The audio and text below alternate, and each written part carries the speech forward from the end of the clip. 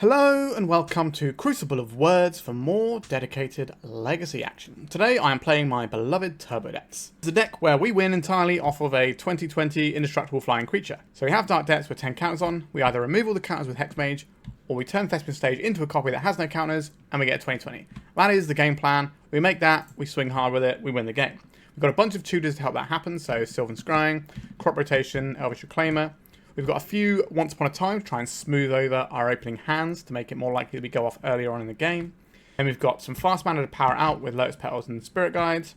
Some hand disruption, Thoughtseize, Inquisition, a little bit of protection in the Not This World, and Pithing Needle for Wasteland, Caracas, that sort of jam. In our mana base we have a Bojuka Bog, a Boseiju, a Ghost Quarter, and a Sejiri Steppe with some nice little silver bullets we can tutor for. And unlike a lot of other decks, because we have the Sylvan Scrying, we can tutor a Boseiju into hand and use it, whereas a lot of other decks tutor into play. That's a nice little bonus we have there. The differences between this build and the last build I played on the channel is we've cut one of the Reclaimers for an Inquisition. I think if we're trying out these Once Upon a Times again, it means that we're less likely to need the Reclaimer on turn 1, because we're going to have more ways of fixing our opening hand in terms of the Once Upon a Time. So we might be less into the Reclaimer, so we'll see how this feels. If it does feel good, we can always strip this Reclaimer out and get another piece of hand disruption. I like the Inquisition at the moment because it's very good against a lot of the Eldrazi stuff. It pretty much hits everything we want to hit apart from Solitude and Force of Will. Those are the two misses. But obviously Duress only hits one of those two anyway. But Inquisition hits Brazen Borrow, which is probably the most common answer you'll see in blue decks to it. It hits the Swords to Plowshares. Obviously it hits things like Blood Moon as well. So right, that's the main deck. Sideboard wise, pretty much the same sort of jam that we've been on for a while. We've got some Collector Ouphes, which are obviously great with Once Upon a Time, so we can dig them up. So these actually become actively better than Null Rod, which is nice for people who want this deck to be even cheaper, because this certainly reduces the cost of it. Another Not of This World for when we need to protect our creature from removal. Same with the Safekeeper. A bit more hand disruption against like sort of combo decks, or decks we have to punch a hole through Force of Wills and stuff. Some Graveyard Hate that can also be found off of the Once Upon a Time. 4 Abrupt Decays, blows up Opposition Agent, Blood Moon, Makes the Moon, all that sort of jam. And Snaring Bridge as well. And another Disruptor Flute if we need another Pithing Needle effect. This can also be brought in against combo decks like the Doomsday deck and stuff like that. So it gives us a little bit of an out in that respect too. What I will also say is there's been a downtick in Rescaminator because people are playing more of like the blue-black mid-rangey build. So having less Reclaimers seems like a reasonable place to go, because against the Rescaminator build, you sit a Reclaimer in play and then they can't ever get anything out of their graveyard due to the fear of Bojuka Bog. But we need that a little bit less. But we can obviously still get it with the Reclaimer or the Crop Rot anyway. But we're going to try this build and execute our game plan. If you're interested in Turbodepths, I have a lot of content about Turbodepths on my Patreon. I think this month's edition of my guide, so I do a guide to Turbodepths I update every month. And this version is going to be over 50 pages now. So it gives you an idea of quite how much information is on there. If that is your jam, by all means check it out. But I'm going to be posting that guide for this month. Is going to be after the ban announcement on the 26th of August.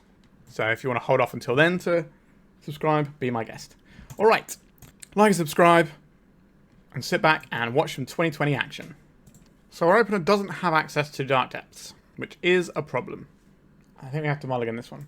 This one does have access to Dark Depths. This is a turn 1 Inquisition, turn 2 Sylvan Scrying, turn 3 win the game. Actually, we can't cast the Sylvan Scrying on 2 with our current mana. But we do have a turn 3 combo still. I will keep this, and I think we'll bin off one of the Scryings. So we get to turn 1 Inquisition. That also leaves us open for a Hexmage draw. A Basic Mountain. Basic Mountain with no play tends to make me think maybe Painter. The Urborg is better for us here than playing the Swamp, because the Urborg enables a really sick draw on turn 2 with the Hexmage. So let's see what our opponent is working with over there. Alright, we're doing Ruby Storm. Okay, I'll take the Reckless Impulse. And they're going to need some more payoff stuff to get there. There's an Ancient Tomb. So we can play the... Okay, we don't even need to do that now, do we? Okay, well, I'll just play out a Thespian stage here. So next time we play the Dark Depths, because of the Urborg, it will tap for mana. So we have the requisite pieces required to make a 2020, which is my favourite thing to do. A Mountain for turn. So they got one mystery card in hand. Right, they're Manamorphosing. Dig into something. Right, if things go well for them here, they could just go off and combo. Right, they're doing a Jeska's Will as a draw effect. What do they find? A Ruby Medallion. So they're probably going to play out a Lotus Petal and play the Medallion. but then these other cards are pretty blank. So our opponent is going to be very low resources for next turn, and hopefully we can just make the Marit Lage and have a thoroughly good time about it. I do like these new Boomburrow basics though. It's not often I like the newer ones compared to the classic old bordered ones, but these are quite lovely. Reminds me of the good old days of the Mistress Factories where you'd have the different seasons ones. So these are the winter ones. A Burning Wish. Alright, what do they have here? A Past in Flames.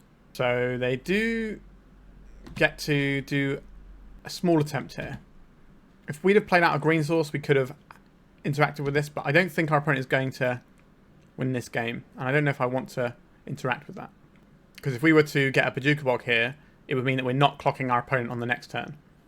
And obviously we don't know how well they're going to go with what they have in their graveyard, because it's not a great selection of things. But it can certainly snowball out and beat us here. Okay. Right, the other option we had here was to try and Boseiju the Ruby Medallion. But again, that takes us a turn away from being able to win the game. I don't think we want to be putting ourselves in a position where we need to survive for another turn. Right, so our opponent is really popping off here. They've got an Elemental Eruption. So if they just play the Elemental Eruption as a way of just fielding a load of blockers, we win with our crop rotation that we saved, because that gives us access to the Sejiri Steppe. Inspired Tinkering. Alright, so they're going for more mana and stuff. Alright, and Grape Shot. Alright, so I'm going to try and just Grape Shot us out, which should be pretty doable from this position. This is not particularly a great matchup for us in terms of how we can interact with it. We've got some hand disruption and things, but it's not like they're shut off by a Collector Ouphe. It basically only shuts down the Lotus Petals and then the sideboard Inspired Tinkering. Yep, our opponent's got a lot of mana over there. We got 13 on the Storm count. They're just going to keep playing all their bits and pieces here. The fact they got a Grape Shot is not great news for us. If they've just gone in for an Elemental Eruption, we'd be okay though. Right, they've got a Bergie. Got one card in hand. They've got Burning Wish going off here. So they have lethal now if they point the Grape Shot at us. Because the Grape Shot will get copied as well from the bonus round trigger. So we could have played around this potentially by having by playing a green source, and then we could have crop rotated into the Bojuka Bog if our opponent went for a Past in Flames line. That would slow us down by another turn and just leave us trying for our opponent not to draw something again. But maybe we're supposed to hold out for the Past in Flame line there and deal with that.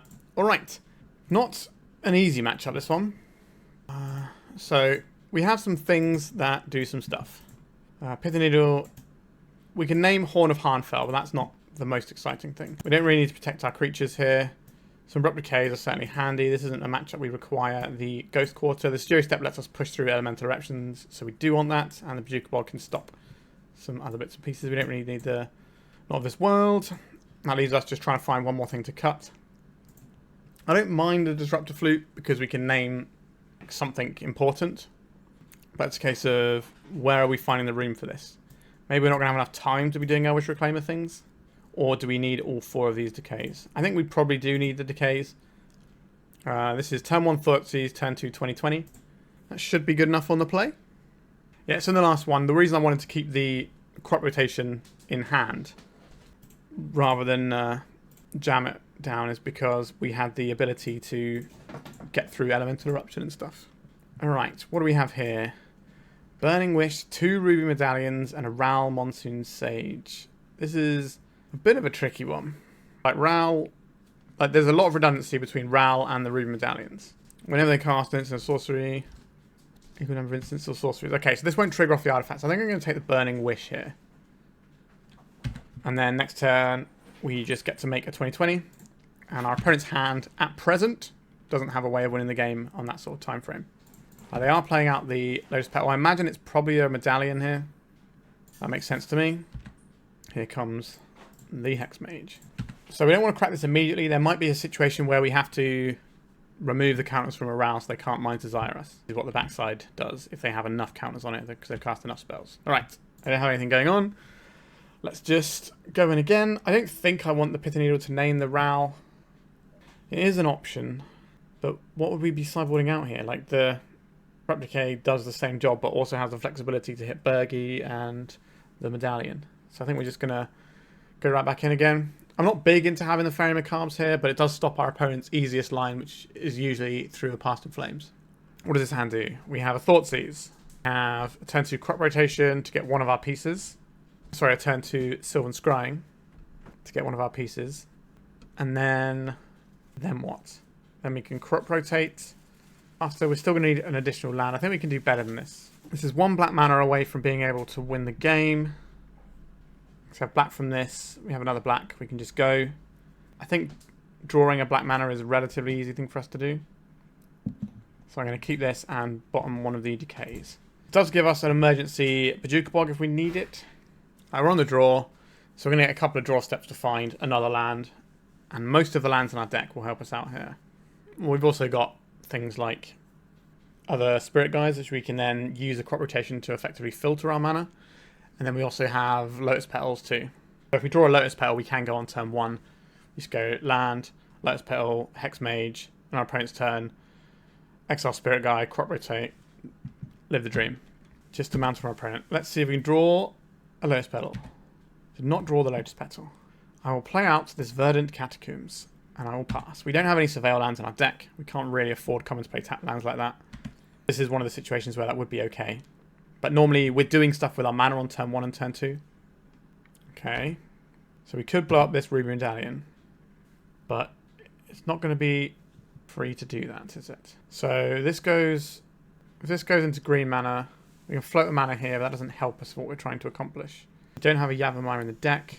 I think we're getting a Bayou here, and we're going to Abrupt Decay this Ruby Medallion. A Reckless Impulse. This is just a blind impulse. That's not too bad for us. They get to play this until the end of their next turn. Pretty good hits there, though. A Duress. I'm happy to fire this one off.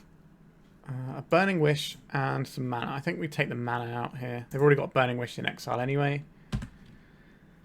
Opponent's got a lot of zones for us to keep an eye on here. Right. The Manamorphose. If they find a land, they can play the Ral into the Burning Wish. And they've got a Rite of Flame. That's kind of the same deal here. Yeah, so it's Ral into the Burning Wish from exile. There it is. I've chosen to flip this one so they can just start working towards the ultimate here. So this is kind of just gives them a backdoor way of just having 8 cards and going. Can't pressure this. Let's see what they find off of the Burning Wish. A Past in Flames. Alright, I like having the Faerie Macabre here. So this has a couple of turns before we have to worry about this. And we can maybe snipe out this Past in Flames nicely. So if we crop rotate this for an Urborg. Right, we're definitely cracking this first. Let's just get that done and dusted. So if we go and get the Bayou here. We need an Urborg if we want to... So this sacrifice turns itself into an Urborg. That gives us 2 mana here, and then we also have the crop rot. So our opponent might think we're just doing this to pressure our opponent's Planeswalker and stuff, when we actually have a win sewn up here. Our opponent obviously gets to say something about this. Yep, instants and sorceries cost 1 less. We have the mana to do some Past in Flame stuff. We can... Alright, so there's a Burning Wish. Do they have something that helps them out here? Or is it just going to be a Rite of Flame to get some mana going? That's 3 mana. A bonus round. Leaving them with 1 mana floating. Okay. We have to catch them out with this Past in Flames potentially. Alright, Ren's Resolve. There's a Lotus Petal there. That's very good for them. So I think we're more inclined to strip their graveyard out than anything else here. So they get this Ral. They cast a Past in Flames. We'll see what happens with the Ral first. So any of these instants that I need to worry about? Yes. I think this means that we have to... I think we have to Bojuka Bog here. Because our opponent doesn't have anything going on apart from the Ral. So this is green. I think we have to sacrifice the Thespian stage here. Oh wait, I get both of these, don't I? Because of the bonus round, it affects both players. So we get the Bojuka Bog first. And then we go and get the Dark Depths. That was pretty tasty, wasn't it? So now we need this... I think we're supposed to sacrifice a different land there, actually. We need this Ral to not flip. They lost the flip. Okay. If they did, then we might have to kill it with the Hexmage. But we have the win here, I think. What am I missing? Oh, they're just trying to flip the Ral here. That makes sense. Yeah, we could have stopped that with the Faerie Macabre, thinking about it. They won the flip. So now we have to remove this. Yeah, we could have Faerie Macabred the Past in Flames away. Actually, did we have a... No, we didn't actually have a window to do that, right? Yeah. Not the cleanest one. We should have sacrificed a different land there so that we could have the Thespian stage to go again. Am I playing out a Faerie Macabre to attack? I just don't think that's going to be very efficient. Right. Yeah, if we just sacrificed a different land to keep up the Thespian stage, that would have been better. I forgot the bonus round was symmetrical, because normally it doesn't really matter. That was my bad. We have many draws that win us the game here, though. We're also supposed to have removed the counter at last turn. The best way to draw a way of making your Dark Depths combo is to get this down to about 2 counters, and then you'll automatically draw it. A Thoughtseize, our opponent's only got 1 card. I don't think that's where I want to be here. So removing counters from this is pretty similar to just having Faerie Macabre. This stops us getting blown out by them string off a few spells into a Past in Flames. Horn of Harnfell. Just an Elemental Eruption. Okay. Now we can remove this whenever we wish. Thoughtseize. Alright, I will fire off this one Thoughtseize since we have a backup one. Alright, we'll take that Burning Wish. I will be Abrupt Decaying this Dragon Elemental. Unless our opponent plays something like a Burgie. They will play their spells, their instants and sorceries beforehand to get this prowess going. Because will. Alright, we can see what they flip and see if we need to reappraise the situation. A Ral Monsoon Sage versus the killing of the dragon. That is a tricky decision. Yeah, we haven't played this one particularly spectacularly. So there is the Ral. What are they going to get with this Burning Wish? And then we can make more informed decisions about where we're pointing our Abrupt Decay. Another Elemental Eruption. They can just cast this Elemental Eruption, can't they? Alright, I think I'm going to Abrupt Decay this. And then we can Thoughtseize the Elemental Eruption out of their hand. Okay, let's take this Elemental Eruption. I guess we're playing an Elvish Spirit Guide. They have a 1-3 though. Is that even worth doing? It stops them attacking us, I guess. Not a big lover of this play, but that's where we are. Yeah, I misplayed around our opponent's bonus round earlier, and now we're just sort of sat here waiting. Alright, they're getting to draw some cards. They flip the round or not. If they keep losing flips, then we can win that way. They won the flip, okay. Soothing Song, Reckless Impulse. I think they probably just cast the Reckless Impulse, and then wait till next turn, and then try and go off, because they're not under a lot of pressure right now. If they Reckless Impulse and something is good and they can keep going, then they can obviously start Soothing Songing. So they can play Horn of Harnfell if they want. That's pretty good here. I think that's better than Burgie given their hand. There's the Horn of Harnfell. We finally found a Thespian stage. We'll attack Ral. Right, so we have this game, right? Make a Burgie, but that doesn't impact on a 2020. What am I missing here? I don't think I'm missing anything. I've got the GGs. We did not play that game great at all. Right, so we're just going to quickly swing through here. Yeah, I just completely made a mistake around the bonus round. I don't think it's come up for a very long time that it is symmetrical. We could have just won the game many turns ago. That was just an error from us right there. But we got a match win on the board. I'll never forget about this being symmetrical ever again. So that's always useful to have. Alright, let's go to round 2. I am very much down to clown with this one. Hopefully you will find something sweet off of this once upon a time, like a Vampire Hexmage, perhaps. We've got some disruption. We've got the elements that get us towards a combo. I put mulled to 6. That doesn't necessarily tell us too much. A basic mountain. A vexing bauble. Okay, I will cast this once upon a time for free in response. I guess I will take a Thespian stage. Vexing bauble. I'm imagining this is Painter. That would be my immediate assumption. Let's pick apart what our opponent is doing over here. We're still open to drawing Hexmage. What is this? A Grindstone. So we correctly identified Painter. We don't care about the Saga Lantern, but it is a redraw. We maybe care about the Grindstone if our opponent can string together enough pieces. So they need a Painter to make either of these cards good. They could have Painter and Blast next turn. And that would be a really annoying thing to play around. But if they have Painter and play Grindstone next turn, we just lose on the following turn. So I think we have to take the Grindstone. But I'm not happy about it. Do I play out this Elvish Reclaimer? Or do I hold it open as a surprise thing we can do? I think I'm going to play out the Reclaimer. Right, you need Reclaimer in play for it to start doing anything, because you need to get through the Summoning Sickness turn. There's an Ancient Tomb. We're going to see something like a Fable here. Or they found the Painter. Right, they're just cracking the bauble. We've got a Welder. And there's a Lantern. So they have the ability to get their Grindstone back now. Understood. Not a bad draw.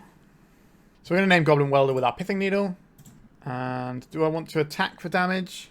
Or do I want to hold back to prevent damage? I think we'll hold back to prevent damage. Our opponent does have the option to do beatdown stuff in their deck. And if they find a Painter and can blast our Dark Depths or whatever, then that's certainly a way things can go wrong for us. Right, there's an Urza Saga. Hopefully that's going to be too slow. We're going to see a crack of the Soulguide Lantern for a card, I believe. There it is. Really unhappy to see that Painter Servant. That is a real problem for us now, because they can Pyroblast our lands. Or they can Pyroblast a Needle and work towards having the Grindstone combo next turn. Either of these are problematic for us. A crop rotation, you say? I think we want to try and keep our opponent honest here. So I'm playing out this forest. So they can Pyroblast our Needle, and then they can Welder and put the Grindstone in. Next turn they activate Grindstone, Welder it into a Painter. Now we obviously can interact because we have the Reclaimer, and they should expect us to have access to a Bojuka Bog in our deck. Right, they didn't do anything at end step. They also get a Grindstone off of this Urza Saga in the very near future, which is another problem. This doesn't kill Marit Lage, so they'll use it to target our lands rather than anything else. If we crop rotate this forest away, let's see what our opponent wants to do about this. They can Pyroblast this. It should help us out. They did not want to Pyroblast that. We get Ghost Quarter. That way they can't shoot over the Grindstone. Certainly awkward, but okay. We have to get rid of the Urza Saga now. They're going to make a guy. I don't think the guy matters. We're in a bit of a bind here, because if we play the Hexmage, our opponent will know that they can Pyroblast our Pithing Needle and just win next turn. So we can't do that. Right, I'm going to play out the Dark Depths and hold up the Reclaimer. If they've got 2 Pyroblasts, we cannot win this game. Pyroblast on the Needle. I can shred the graveyard right now. I think that's probably the correct thing to do here. Painter is such a sweet deck. Alright, they had another blast. Okay, so they're going to turn the Construct into a Grindstone, then we lose. Yeah, they just weld this around. Like I said, we can't beat the double blast there. However, our sideboard is very good for this matchup. We have access to some amount of things that are useful here.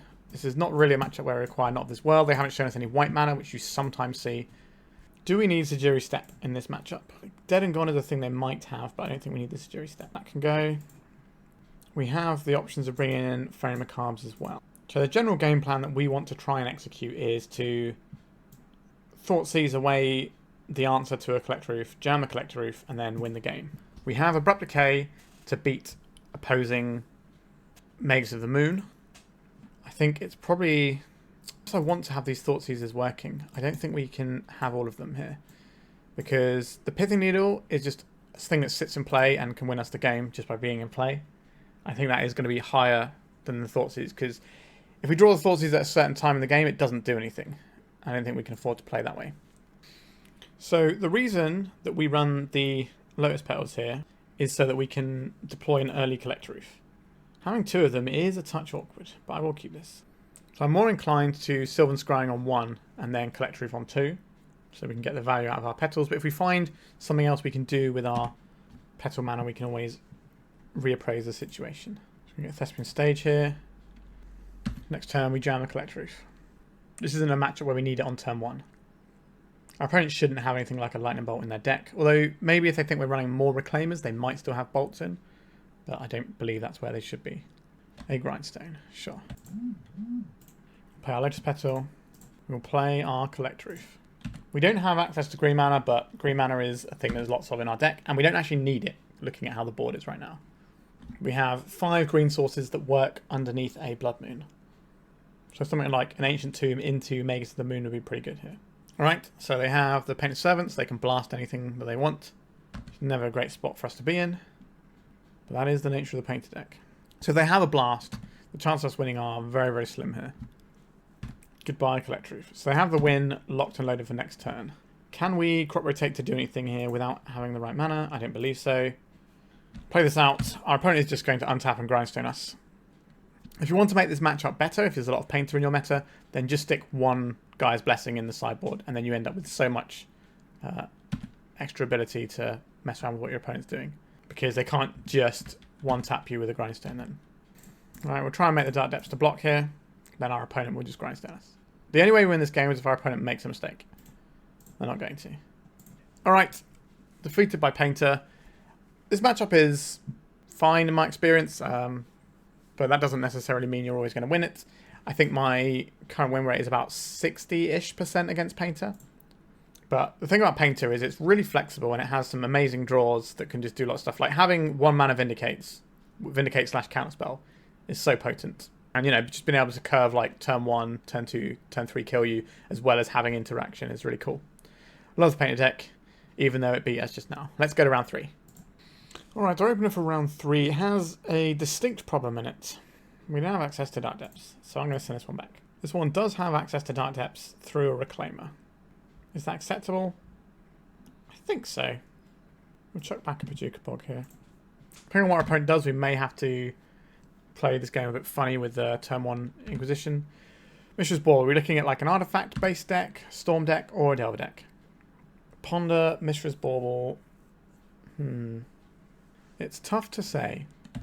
How much do I care about a Psychic Frog? I think I care quite a lot about Psychic Frog, to be honest. I think I would Inquisition our opponent here. There's a Psychic Frog. Because we don't really have a good way of stopping that. Like, we can take damage, but that's not the problem. It's the cards it provides. Like, best card in the format, arguably. So, probably worth hitting and getting rid of. Nether Goyf, sure. This is what, 3-4? Nothing to write home about, really. Stage. Reclaimer. Play this Pithing Needle, and I'm going to put it on Wasteland. I could just hit 2 of their lands, but I don't care about their lands. I care about their Wastelands. We could have just nailed 2 of their Polluted Deltas there. But again, I just don't think that's worth it when they've got 2 other lands in hand. And we don't really care about them having mana. They're going to be able to do everything they want on 2 mana anyway, so shutting off Polluted Delta won't impact anything. So they're going to get a Surveil land, I imagine, here. Nope. I'm probably saying oops because they gave us the opportunity to name them. They might not even have Wasteland in their deck. They might just be like a full-on Grixis control. So they're going to bash us for 4 now. But we have a route to our combo here. An Elvish Spirit Guide. Does that impact anything here? If we play an Urborg, I have enough mana to do it because the land comes in on tap anyway. Do we want the Urborg? Do we want the Verdant Catacombs? Oh, we can play out the Catacombs and then we can sacrifice the Catacombs if we need to. That way we can not worry about taking any damage. Cracking in the upkeep. They got Surveil land over there? No Surveil land. So these Delver-ish style matchups tend to be where we thrive quite nicely. Delta, we got 4 cards in hand. Playing a mystery card. Or 3 mystery cards, in fact. Alright, we can take 4. Our life total is a resource. Another Nether Goyf, that's fine. Crisis Catacombs. You got Stifle over there? They do not. Dark Depths. A Swamp. Playing out this Urborg allows us to make the combo and then also have a Sejiri Steppe to protect it. Do I think our opponent has sorcery speed removal I need to worry about in Grixis? I don't believe so. Do I want them to draw Stifle? Am I playing around Stifle here? I think I am. We haven't seen any white mana. By the threats our opponent's playing, I'm not expecting additional colours in their deck. A Petty Theft. Let's go and get Sejiri Steppe and protect our creature. They're not dead, though, because they do get to... No, they are dead, right? Because they don't get to play this because this gets countered, right? Yeah. They could have another Borrower, and that would win, but they didn't. Alright, excellent. Okay. So, these decks... I've been seeing them running things like Harbinger of the Seas, so that makes me want these. I don't know if our opponent is running Wastelands. They look like a Grixis Tempo deck, which is certainly a deck that I would not be surprised to see some sort of Wastelandy composition going on in there. I do not believe we need a Bojuka Bog for this matchup, though. I think we can board down a little bit on fast mana here and remove one of our Not of This World. I like having the hand disruption to punch through. I don't think I want additional pieces because these do not hit Brazen Borrower. The Harbinger of the Seas has definitely changed how you need to approach this matchup a little bit. Because before, you didn't really need the Abrupt Decays, but now we do. So it kind of means that we have to eat into like our Not of This World and our fast mana to make sure that we can have the Abrupt Decays in. Like, Abrupt Decays were fine before, but you didn't necessarily need them. They were just like a nice way of removing like a last minute blocker or whatever. But now they actually have a permanent that can stop us from doing our combo. We need to actually bring these in. This hand does not get us where we need to go. This hand will get us where we need to go eventually. But we also have basics, which is kind of... We have to lose something here. I like the crop rotation. Thoughtseize that goes. I'm definitely keeping our only piece of black mana. I think it's the Thoughtseize here. As awkward as that is. I'm expecting to draw some more lands at some point. And the idea is we can Spirit Guide to crop rotate it to counter a Wasteland. A Nether Goyf. Just a friendly little guy. Yes, Bojuka Bog shrinks this, but that's not really the axis that this game is fought on. Right, let's play a Reclaimer. Do I want to... I don't think I do want to try and Inquisition our opponent just yet. We need to wait till we're actually ready to combo off to make sure that we can snag the important card. So our opponent might just be sat back on a Borrower and feel alright about it. I'd like to Fatal Push our guy. It is frustrating. I'm not going to waste my tutor on saving a thing that then tutors. Doesn't feel like a great use of my time. Pithing Needle. So now we're in a horrible spot because we didn't have any more lands. Try Pithing Needle. I think we have to name Wasteland here. I don't know if our opponent is running Wastelands. That is certainly an issue we have here. Hopefully this game will go long enough that we'll see a Wasteland. Or maybe we won't. Right, taking a bash here. Things are not looking great for us. There is a Psychic Frog. Can remove all the counters from it with a Hexmage at some point. Doesn't feel like a great use of our resources. 3 cards in our opponent's hand. Do we just go for it here or do we try and clear the way? I would like to try and clear the way. Let's Inquisition our opponent here. Daze, Force of Will. Well. That is going to be difficult to resolve the old crop rotation here, isn't it? Go on. Just what you're going to target. Seems unlikely they're going to target this with the Force. So now our opponent's drawing 2 cards a turn with a very quick clock. So we're probably not winning this one. Right, we're down to 8. Okay. Let's go for a little Hexmage. Is this worth a Force of Will to you? I suspect it probably is. It can always kill Psychic Frog if it blocks it. That's not really what we want to do with it, obviously. Because you can block it after first strike damage, remove all the counters, and then it'll die to state-based effects in a way where they never get a chance to put counters on it. But all they'll do is just fly, and it won't matter. We've gotten some action out of our opponent there. So the Force of Will is spent. So we just require another combo piece and we can attempt it. So we're looking to draw a Thespian Stage, or a Dark Depths, or another tutor. Now if they pump the frogs, they deal us 6 damage, then they will win. Because they'll be able to force 2 damage through next turn. But if they only hit us for 1 this turn, I guess I can still force through 2 damage, right? They would only have hit us for 5, so they need to force through 3 damage. Alright, we'll see how it goes. A DRC. This is going to make forcing through that damage a lot easier for our opponent. I don't know if our opponent's going to pitch here. I think they're just going to do us damage, draw a card. Yeah, so we are in the dirt. We can crop rotate for a Bojuka Bog to reduce the amount of damage our opponent can put on us.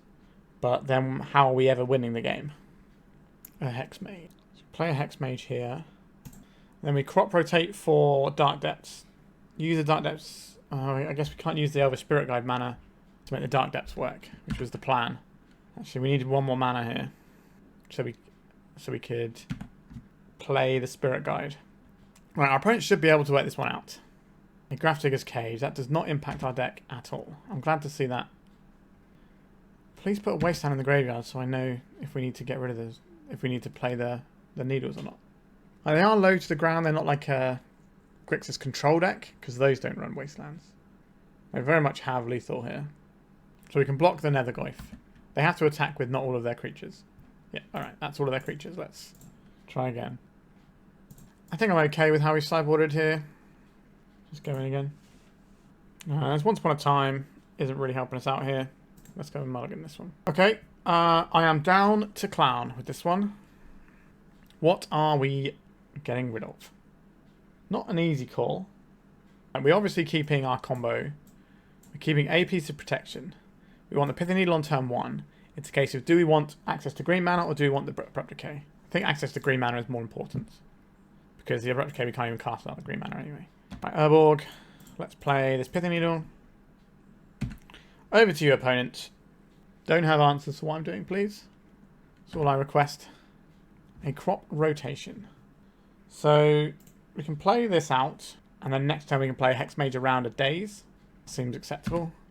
I didn't want to just jam into a Daze. Now if they have a Force of Will rather than Daze, and sure, but our opponent's clock isn't very fast. It's not like they're like a combo deck where we have to worry about getting clocked on like turn 2 or 3. They want to play a game that lasts, you know, like 6 turns usually, which is all the time in the world. They did not play a land, which is a little concerning. Sylvan Scrying, you say? Alright, let's see what you got. They've got Force. Pitching Psychic Frog. Alright, that's fine. So we have the ability to combo with the cards in our hand. So we'll just load up another combo in a few turns and try again. And the Brainstorm. Another bit of digging. They've got 2 creatures in their graveyard, but still only 2 types total, so they're only halfway towards Delirium. Alright, Bloodstained Mire. Getting them in Underground Sea. We're going to see another Nethergoyf here. We are. I'm not playing a Crop Rotation into Daze here. An Abrupt Decay. Let's go and get a Bayou here. Well, our opponent doesn't have any Stifle mana. They might have a Force of Negation. So we have an option here. We get to choose which of our lands we keep here. I think I'm going to float black off of this and this, and then I'm going to Crop Rotate the Urborg away. Don't have green mana, so any land means we can Sylvan Scrying. We can pay around a Daze. We don't get to make our 2020 if we do pay around a Daze. Blue, blue. The good old-fashioned counterspell. It's a Daze. Right, well, I'm certainly paying for this one. We'll get a Thespian Stage. We'll take a hit here, but we have the combo next turn. We also have a Knot of this World to protect it. And if we can find a black source, we can fire off this Abrupt Decay as well. Right, no, we can't do it now, actually. We need additional mana, right? Oh, I made a mistake there, haven't I? Green. Get our Sylvan Scrying on the go. Yeah, because we had to pay for the Daze, we didn't get to make the 2020, and we don't have the Urborg. We need to draw a land this turn instead of the Abrupt Decay to be able to go again. A Daze. We can't pay for this Daze because our Dark Depths on tap for mana. We're getting squeezed a little bit too hard here. Psychic Frog. That's pretty good.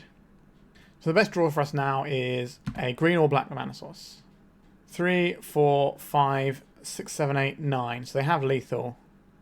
No, we're just done here. They just had slightly too much permission.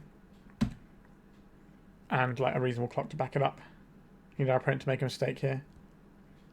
Let's see if they can grow their channeler as well by discarding 2 cards. 3, 4, 5, 6, 7, 8, 9. Well, they discarded there an instant. That doesn't help them with their card types. Another instant. Kept on a lot of removal here. Land. And I discard the last card. And then we're dead. Yeah, that was unfortunate. We needed to draw the most abundant thing in our deck of mana.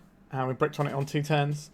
Our opponent would not have been able to beat if we'd have drawn a land in those last 2 turns. That's the way it breaks sometimes. This matchup is one of our best, generally speaking. Like the Delver style decks tend to be something that we roll over, which is one of the reasons to play this deck. But good matchups aren't auto wins. Let's go to round 4. Sure, I'll keep this one. We have a combo available to us. We have to Ghost Quarter them, so be it. We can see here. Reclaimer. A Green Sun Zenith. Right, so probably looking at Cradle Control sort of deck list here. Draw. Let's see what Once Upon a Time finds us. Let's have a look. Sees an Urborg is pretty darn great here. This means you get to go Urborg, Thoughtseize, turn 2 Hexmage Depths. What scary things do you have here? 2 Endurances. 2 Endurances. We have a Sejiri Steppe, so we don't care about the Endurance. So I think it's just the white of the Reliquary. We don't want them touring up any spooky lands like Caracas or whatever. So we should be A-OK. We're going to see Spring Hunt and Tuco bestowed on the Dryad Arbor, I imagine. There it is. And they're going to make 2 1/1s.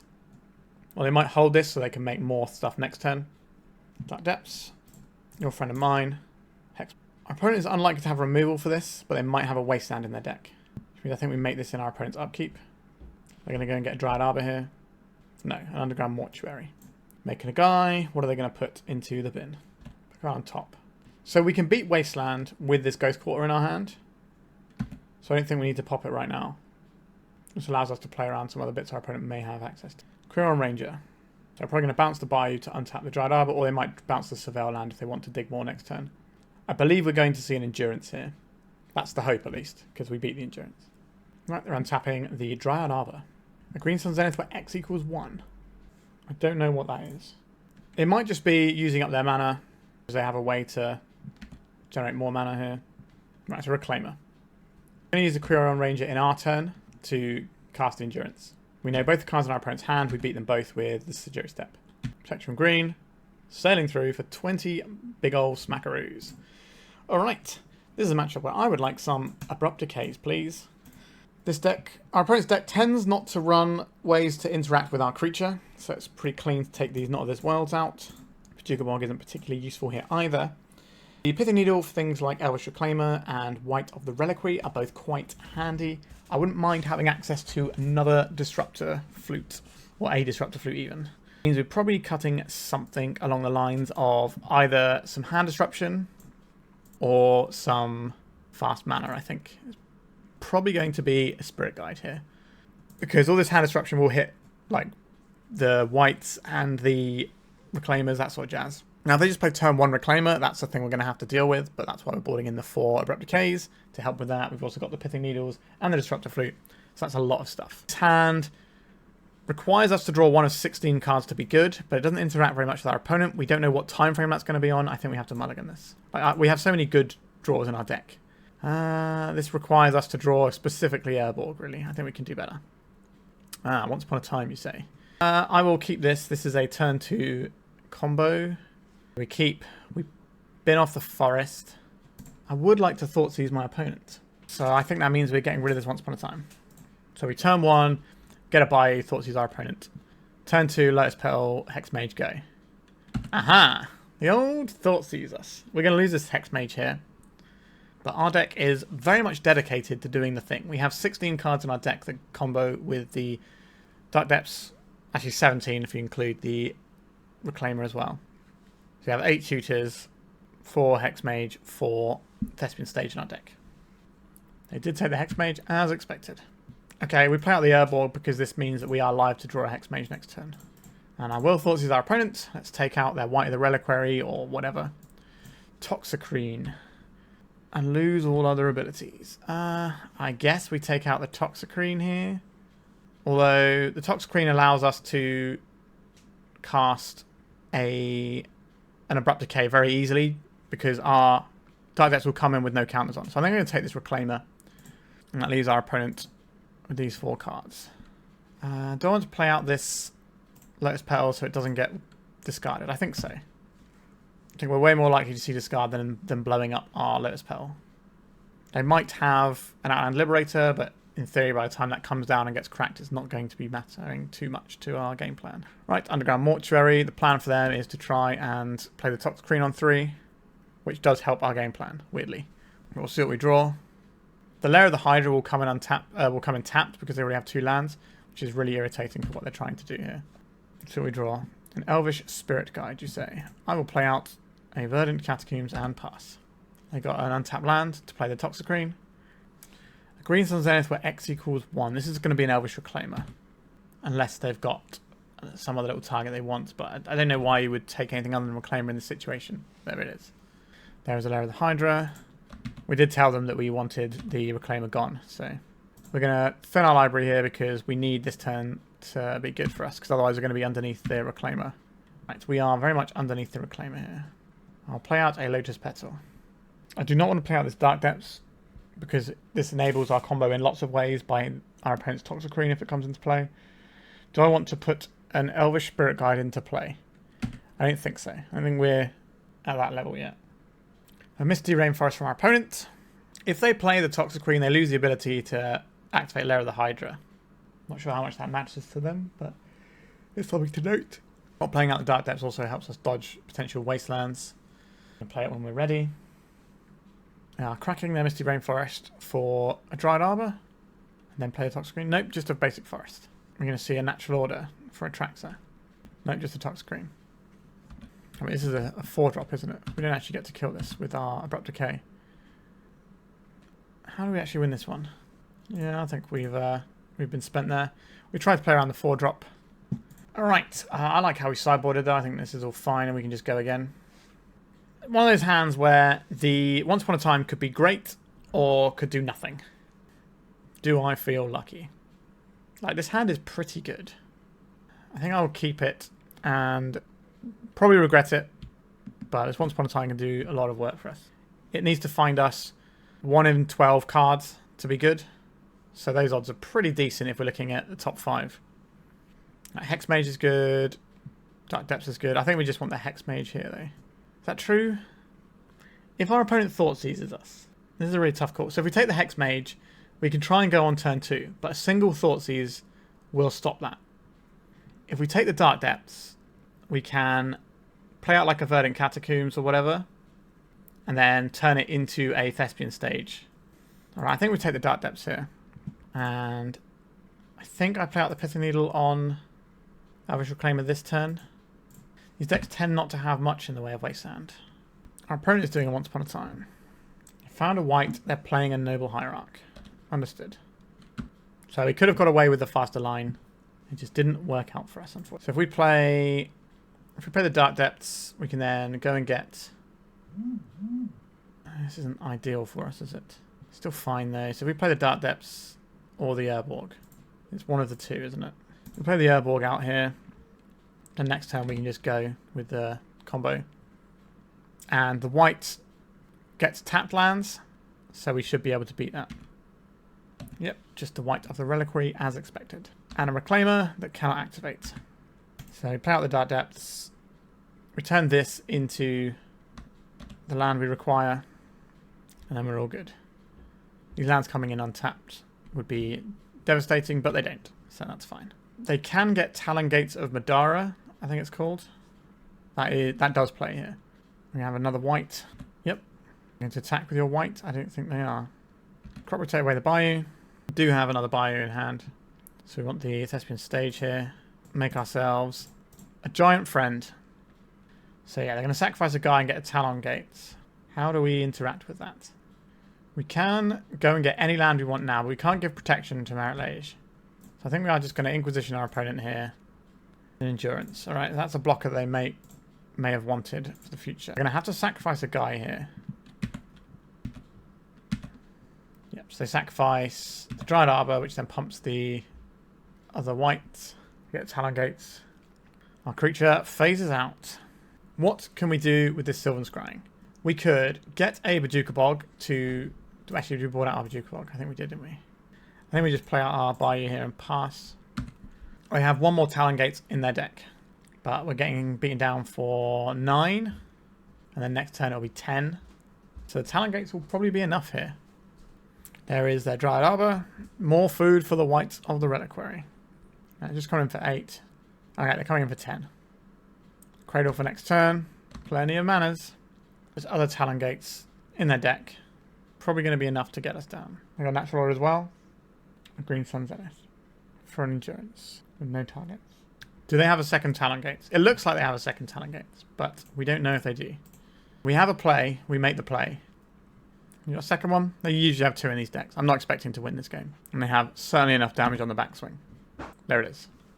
Yep. And that is the game. So if we'd have gone for the turn 2 line, instead of playing around the Thoughtseize, we win this game very easily. Unfortunately, that is not what happened. I mean, we're supposed to go for it. I'm not sure. Like, we had the option of playing around, like, the worst case scenario. Maybe we're not supposed to play into the worst case scenario. But if they Thoughtseize us there, then our hand kind of collapses. Whereas at least the other way, we had a fighting chance to beat this stuff anyway. They had to have specifically the white and specifically on turn 2. Alright, having a bit of a rough one today. We are 1-3, but we've been taking games still, but just not been able to put away the matches. So let's see if we can end up with a 2-3 in the final round. This is a turn 1 Thoughtseize, turn 2 kill our opponent. And then we already have the Sejiri Steppe if we need to push through a blocker. I'll take that one. A Misty Rainforest from our opponent. It's just over to us. Not of this world. Even more protection. Why not? When it rains, it pours, I guess. Let's see what our opponent's working with and how we have to beat what our opponent's doing. A Fatal Push. A Daze. A Shoulder's Edict. Okay. We take the Shoulder's Edict because that's the thing that interacts with what we're doing. We can play around a Daze. We just have to pay a little bit of mana. This looks like a sort of blue-black mid-range style list rather than Rescaminator because it's got the Orcish Bowmasters and a Fatal Push in. Neither of which are standard for the Rescaminator. A Wasteland. Just cracking it right off. Let's play this Thespian stage because we're going to rotate this away and this allows us to play around Daze. A Ponder. We can't be turning this into a Dark Depths until our opponent shows us they don't have a Wasteland. Alright, there's an Underground Sea. Let's cast a Crop Rot. Nope, let's do this properly first. Let's float the mana first and then we'll cast a Crop Rot. We are kind of against it with another Wasteland here. Alright, they didn't have another Wasteland. Excellent. Let's have the Hexmage. Now the other option was to go slower in terms of when we're doing our Crop Rotting, but I don't want to run into counter spells on our Crop Rot. If they counter spell our Hexmage, is not as bad. Single black mana. What are they doing with that? I'll pay for their Daze. They got second Daze? They do not. I'll push this and force the action on it. Let's find out. They are. Right, we have 2 ways of protecting it. It won't protect it from Shoulder's Edict, but it will protect it from a Borrower. They could play a Frog and jump it to get gobbled up by the Marit Lage.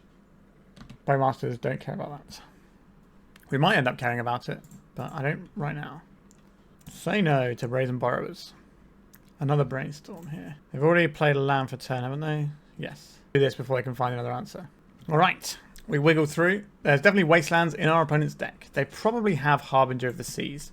Shown us Borrowers, they've also shown us that they have Shoulder's Edict. So it becomes tricky as to what combination of these things we require. Shoulder's Edict and Sylvan Safekeeper aren't best friends, that's for sure. It does not help what we need. So these are the things I'm interested in having for this matchup. The question is, how bad is it if our opponent has the Harbinger of the Seas? The answer is pretty bad. So I think we kind of have to hedge towards that. I think the discard is probably better than the Not of This World, although Not of This World protects against Borrower. So a bit of an awkward spot. We can probably trim a little bit of mana here. I don't think we can afford the Disruptor Flute, and we probably have to trim one of these Not of This Worlds. We'll try this one. Play this, name Wasteland. That's usually a pretty good start to the game. Then we have Black Hexmage as an option if we want it.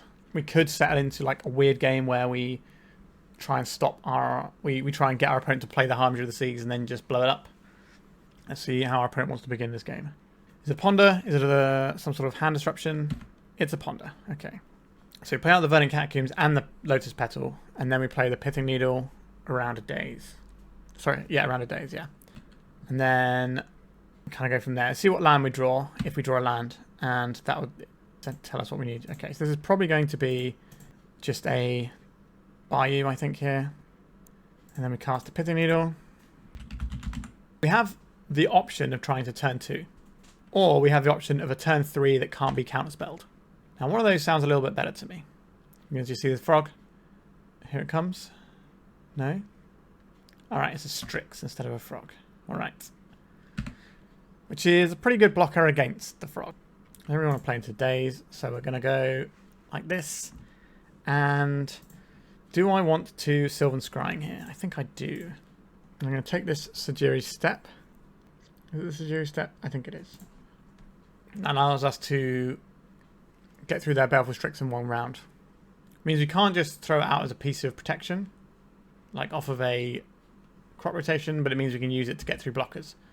Looks like we're going to see the Harbinger of the Seas here. It is the Harbinger of the Seas. So we just need any green source here and we're fine. Or black source. So we got quite a lot of draws in our deck that are A-OK here. That unfortunately is not one of them. So the other option with our Sylvan Scrying was to go and get the basic. But playing around what's on board I think is fine. Our opponent's clock is not fast. And we've got 3 Lotus Petals, 2 Elvish Spirit Guides, and 2 basics. So that's 7 draws that win us the game here, which is quite a lot, in all honesty.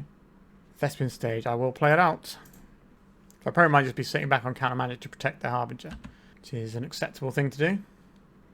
A second Harbinger. Interesting. Yeah, I am wishing we got the basic now. So if we just go and get a forest in that situation, then other shooters we find can then go and get the other basic to cast multiple Abrupt Decays. Because now we need to find like basic land into basic land here. Or basic land into fast mana. Well, we can remove one of the guys, but the second one is the pain. We don't want our opponent to see the Abrupt Decays this game, unless they're going to be relevant. We need to draw either a piece of fast mana or a basic land this turn. We did not draw that. Alright, I think I'm going to scoop it rather than showing the Abrupt Decays. Yeah, if we get the basic there, we probably win that game. Interesting. If that's the axis our opponent's fighting on, then I'm pretty happy with how we sideboarded.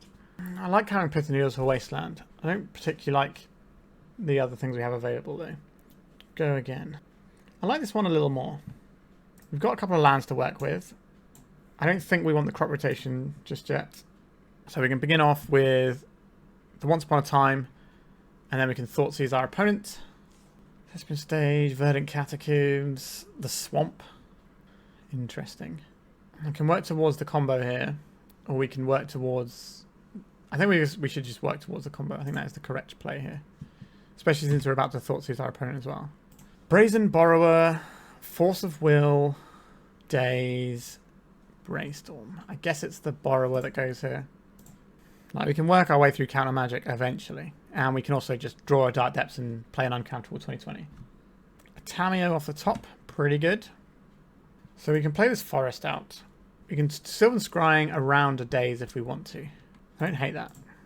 That also sets our opponent back for casting the Harbinger of the Tides. Take the easy days here, opponent, and then we'll force the Forcible Brainstorm out your hand as well. I would very much like to pay. Oh, well, they're just letting us have it. Alright, that's exciting. Tamiyo attacks, they get a clue. I think this means they want to brainstorm and flip the Tamiyo. Yep, they want to flip the Tamiyo and get that clock ticking. Now, we have an answer for Tamiyo if it gets sketchy for us. And there's nothing they can do about an Abrupt Decay. The -1, -0 is relevant, though. It slows our clock down by a whole turn. I'll play this one out. Because they already know we have it, they don't know we have the Thespian stage. This also leaves them fearful of a potential crop rot. Let's see if they minus a Tamiyo and get back a Brainstorm. Right, if they crack this Polluted Delta, that helps us out. We don't know what cards they have in hand because there's been a Brainstorm in the mix. Alright, so the -1, -0 on the Tamiyo no longer matters, so we don't have to Abrupt Decay until the last minute. There is a Ponder. Tamiyo only gets back instants and sorceries, so it can't get back the Brazen Borrow because it is a creature in all zones. Only if you cast it as Petty Theft, there is something else on the stack. So we'll probably remove a counter from Depths at the end step to maybe give our opponent a little false hope. Is that worth doing? Right, just getting back the Ponder here. Playing another Tamiyo. Do I need to get rid of this? We can get rid of it on the turn we go. Actually need to do any of this. Let's just play this Thespian stage. I think we are playing around a wasteland here. We'll hold up the forest so that they consider crop rotation. Even if they wasteland us, we're fine as well now. Yeah, plus an Tamiyo just because they might as well do something with it. A Misty Rainforest. We saw that one earlier. I don't believe they've got an Underground Sea in hand. Probably just the force. A Ponder. We want to see a shuffle off of this Ponder. Please. They did not shuffle off the Ponder. That's worrying. It might mean that their plan involves blocking with the Tamiyo. And then hoping that they can get to the next turn. Like, we're not going for the win here. When our opponent kept a card off the Ponder. We already have our Marit Lage exposed. Got a Petty Theft over there. They do have the Petty Theft. Alright. Awkward. Okay, so now we need to draw an Abrupt Decay if our opponent has a Harbinger of the Tides, or we need to draw any of our combo pieces. This means no black mana for our opponent. But if we draw an Abrupt Decay, we just win the game. Now, we are under the gun because of the Tamiyo as well. We don't have a land that does anything here, but does our opponent know that? Probably not. Let's see if this is worth countering. I didn't fancy it. I think this means we get the Boseiju. I'll play the Dark Depths. I'll play out this Lotus Petal as well. So our opponent has complete information now. So we did have the option of just attacking, letting the Tamiyo absorb it, and then having the Abrupt Decay ready to go if they have a Harbinger of the Tides. But that play only makes sense if we have our opponent on having Harbinger of the Tides and the Brazen Borrower. And we figured they had one or the other off the Ponder, and I figured it was probably the Harbinger because they didn't attack with the Tamiyo. So they could have attacked with the Tamiyo and bounced our guy. So I assumed they had the Harbinger, but they had both, so a little awkward. Right, a second Harbinger has entered play. Okay, a little bit rude. I guess we'll play out this land. We need to draw runner, Abrupt Decays here now. So they can add a Brazen Borrower to the board to increase their clock. And gives them a 2-turn clock. They're also going to draw all the cards in the world with this Tamiyo. I don't believe we can win this one. We just have to scoop it up. Yeah, we got unfortunate again. Our opponent had to have, like, all the things, and they did. And that's unfortunate for us. If they don't have the Tamiyo there, then we don't need to burn our Abrupt Decay to try and get the win there. If they don't have either the Harbinger or the Borrower, they lose there. So, yep, sometimes you play the margins and lose, and that's just the way Magic Gathering is. So, a pretty sad little 1-4, but we're splitting all the games over here. Alright, let's talk about the deck. Yep, deck felt fine today. I don't think it was necessarily our deck's fault that we lost the games that we did. It felt like, you know, they're all perfectly winnable. Our opponent needed to have like exact things going our way. I think last time I recorded with this, we went 4-1, and the one round we lost was where our opponent had a 1-outer to draw, and they drew it. And, you know, that happens. It might have been a 2-outer, actually. But either way, it's going to happen sometimes. And sometimes it happens for us, and we just draw the right thing, and we get to win the game. I think we could have played some of these games different along the way. if we'd have fetched for the forest in game 2 in that last round instead of the Sejiri Steppe, we'd have been better. We were playing around what was in play, but what was in play wasn't that impactful, so we probably should have just played around the Harbinger, and I'll certainly take the blame for that one. I didn't necessarily know our opponent was running Harbinger, I just had to index for it in case they were, and they very much were. But yeah, I still like Turbodepths, still think it's good. I think the fact that the blue decks now get to run a Mages of the Moon style effect on top of having counter magic, sometimes having wastelands, having removal that impacts Marit Lage, is a lot of stuff to overcome. But that's just the nature of these like blue-black control, these blue-black mid-rangey type shells now. Just have so many good tools that get to do kind of everything. But hopefully they're going to get hit a fair bit come the ban in the end of August. I'm expecting Grief and the Psychic Frog to go. Psychic Frog obviously being a great lynch piece that helps them sort of do everything. But it's not necessarily the easiest time in the world being a deck that's trying to play relatively fairly. When you've got so many things you're trying to play against, it is sometimes awkward to work out the right way to do things. I think I'm tempted on the next go around to cut the Reclaimer for another Inquisition and try that and just have a little bit more in terms of punching holes in our opponent's hands. Especially given the massive uptick in Brazen Borrowers. I've seen some lists running 4 Brazen Borrowers in the 75 now, which is a lot. Alright, I hope you enjoyed this one. If you're interested, check out the Patreon. Remember to like and subscribe so you can catch all of my content. I do 5 videos a week, so you don't want to miss any, hopefully. And thank you so much for watching. Goodbye. If you'd like to support me in the channel, please check out my Patreon. It has a free guide to budget Turbodepths as well as 3 tiers of support. A low-cost one that enters you into my monthly raffle for a free donation deck on the channel, a mid-tier subscription that gives you access to my detailed Turbodepths guide that is updated every month as well as regular articles, and lastly, the higher tier gives you all of the above as well as a monthly donation deck for my channel. If you're interested in supporting the channel this way, please check out the link in the description.